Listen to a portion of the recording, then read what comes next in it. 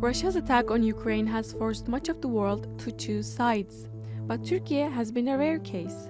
It has tried to carefully balance relations with both ends of the conflict. As Turkey, we made efforts to end the conflict with a diplomatic solution. We also stood by our Ukrainian friends, and we continue to do so.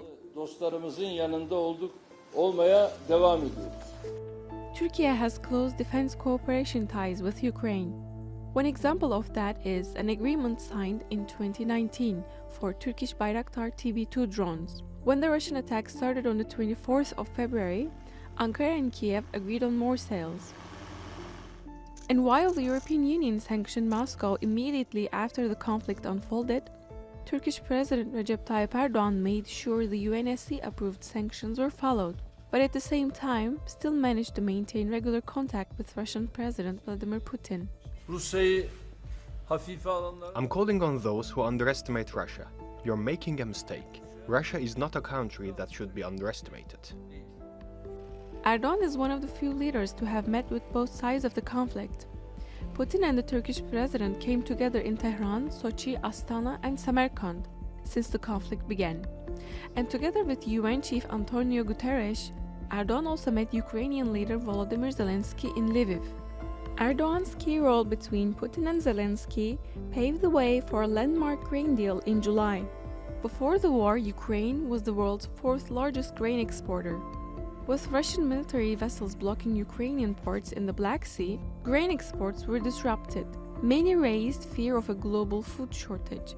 As the assault grew and the world's grain stocks got dangerously low, Erdogan convinced both countries to put some of their differences aside and let Ukraine continue to export food and fertilizers from its Black Sea ports.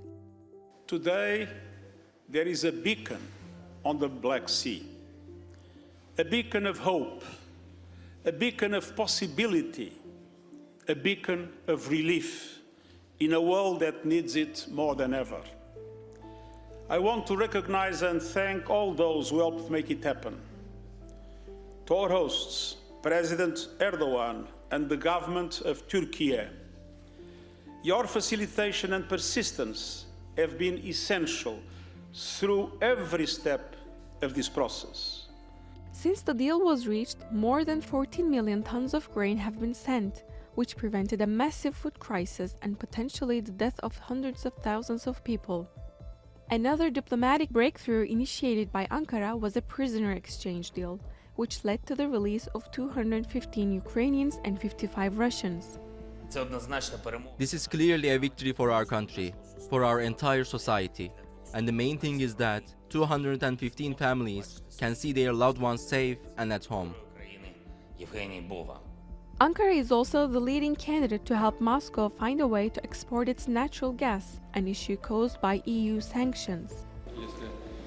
We might consider the perspective of building yet another gas pipeline system and creating a gas hub in Turkey for sales to other countries. First of all, of course, European countries. Only, of course, if they're interested. As Russia annexed Ukraine's Donetsk, Luhansk, Kherson and Zaporizhia oblasts, Erdogan pointed out the need for steps to reduce tensions and called on his Russian counterpart Vladimir Putin to give negotiations with Ukraine another chance. At every step in the Ukrainian conflict, Turkey used its role as a facilitator to help end the conflict. With a comprehensive ceasefire at the top of its agenda, Turkey stands as a bridge between the two countries. That said, Erdogan's efforts to arrange a summit between Zelenskyy and Putin is out of reach this year, but hope still remains for 2023.